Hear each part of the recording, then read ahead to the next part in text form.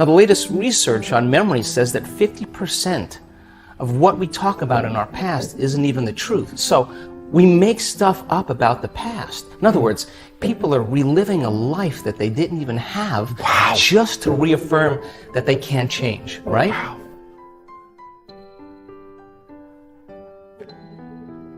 So then, what's the significance of this? Where you place your attention is where you place your energy, period. Yes. So then, the stronger the emotion that you have to some problem or condition or person in your life, the more you're paying attention to them. So they captured your attention. So you're giving your power away to that person, right? Because they're capturing your attention. So then there's an energetic connection to every person, everything in your past, present reality has your energy connected to it. So now, this is the significance. When a person really decides to be defined by a vision of the future instead of the memory of the past, the hardest part about it is all of a sudden becoming conscious and not making the same unconscious choice. So then, if you lower the volume to your frustration, to your hatred, to your anger, if you truly knew how to do that, if you lowered the volume to that emotion, you would take your attention off that person, which means you would begin to break those energetic bonds, and now you're taking your power back. Yes. You're calling energy back to you, and we've measured this. And all of a sudden it builds this bigger electromagnetic field around the person's body. That's energy to heal. That's energy to create a new future with, right?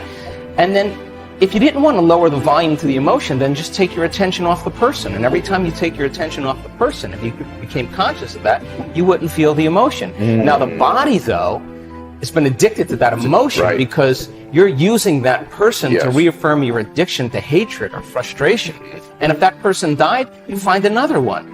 So then here you go now. So now you're in a position now where you begin to lower the volume to that emotion. And the body's going, wait a second, you've been doing this for the last 20 years, and all of a sudden you're just going to stop hating? And the body says, well, I've been conditioned this way, and conditioning is based on the past.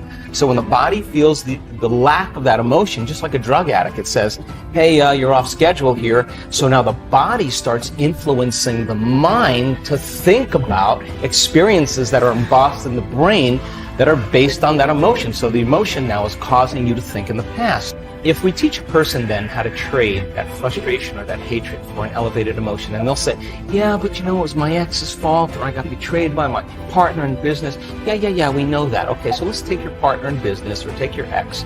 Let's duct tape them, put them in a cannon, and shoot them to the military. Now what are you going to do? Sooner or later, you got to reckon with yourself and change, right? So then, teach a person then how to trade that emotion for an elevated emotion. Now, trade the emotion for an elevated emotion. Right. So you're going to give that up, and you're going to practice feeling gratitude, as an example. Yes. And the person says, well, I can't feel gratitude. And I say, absolutely you can, because you don't practice feeling it. You practice spending most of your time feeling hatred and frustration.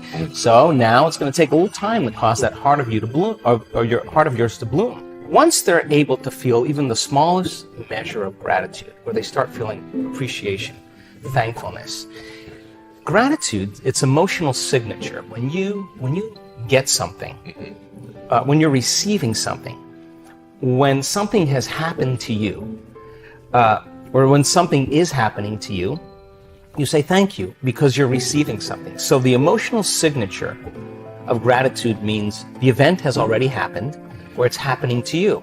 So the moment you open your heart and you feel gratitude, well, that emotion then is telling the body that the experience has already occurred. And the thought then can make it into the body because it's consistent with the thought. So now you're beginning to program the autonomic nervous system into a very specific destiny. You got to maintain that modified state of mind and body your entire day, independent of the conditions in your outer environment, independent of your body's cravings of those emotions and habituations, and independent from time.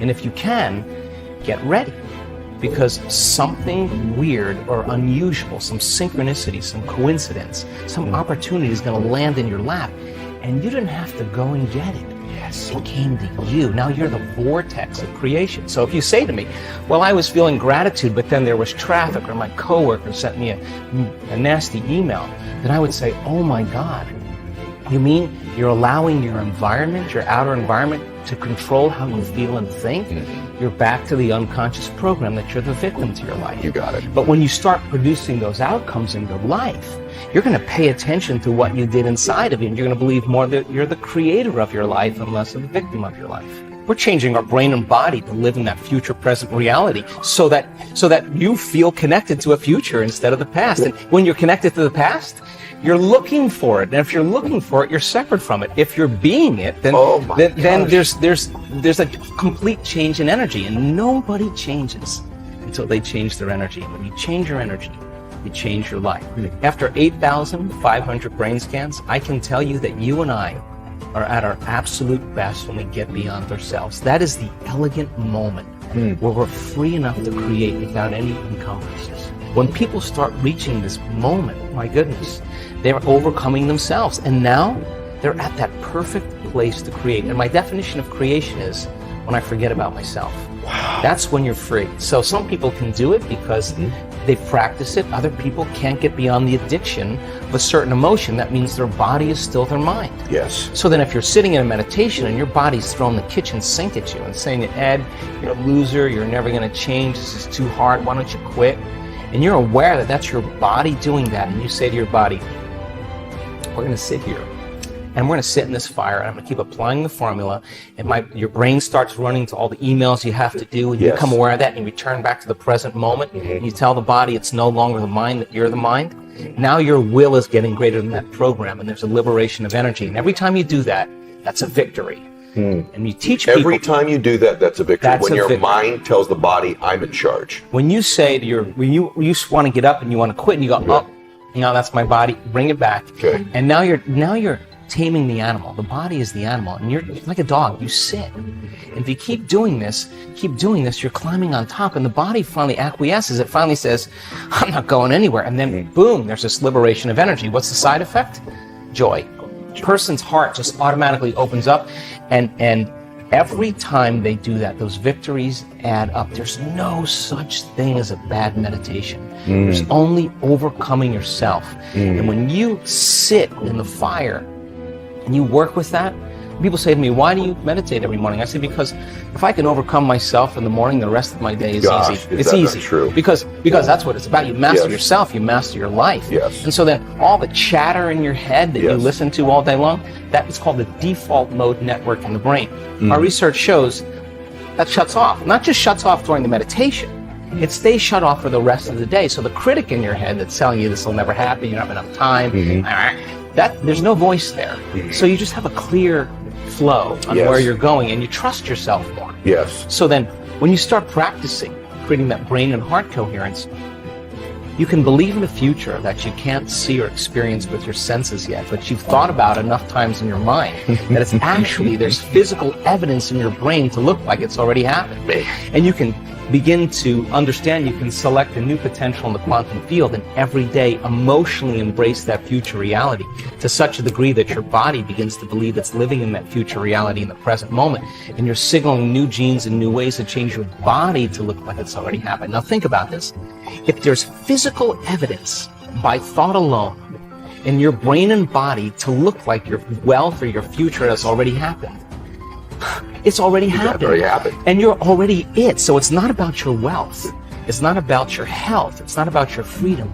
It's who you become. So then as you overcome, you become someone else. And so most people don't understand that. That the truth is that every time you overcome yourself a little bit more, the side effect is that you love yourself a little bit more. And so now self-love is no longer about pleasure or having a car. It's something that you're cultivating within you. So then imagine, we have research to show, and this is such a duality, that when you start seeing the brain start synchronizing, getting coherent, the front of the brain and the back of the brain, the two hemispheres coming together, and we can say to scientists that come and study our work, oh, watch this, Ed's gonna pop. What do you mean? Just watch, this is gonna be good. And all of a sudden you see this brain going into this kind of psychic union, the heart blows wide open, you see coherence going on, and you look around at that person, and there's tears running down their face. Imagine feeling so whole that it's impossible to want. I mean, how can you want when you're whole, because you feel like you already have it. Now, when you reach that point, that's when the magic happens, because now you are worthy to receive. And the universe only gives us what we think we're worthy of receiving.